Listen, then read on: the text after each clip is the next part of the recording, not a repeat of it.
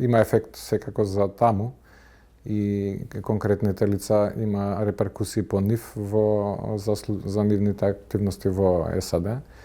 Дали е тоа забрано за патување таму, дали замрзнување сметки или слично, но генерално кај нас нема посебен ефект. Кај нас, како и самата амбасада што кажува, ова е индикација од нивни истражувања и проверки на работите и е насока што или препорака за локалните правосудни органи да постапуваат по тој, да проверат за тие што можат да направат, но не гледаме дека нешто сериозно се прави или се случува, што е чудно, бидејќи претпоставам дека сите тие документи, докази и слично се на располагање на нашите органи, но генерално нема посебен ефект, барем јас не гледам од тоа, а секако мора тука да се процесираат за да било што се смени. Но секако е некаква индикација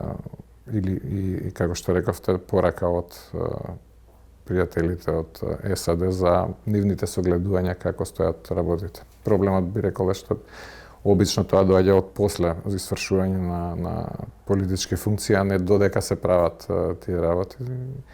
И тогаш е малце прекасно и поминуваат некојаш и години додека се проверат некои од тие работи и нема ефекти од сето тоа.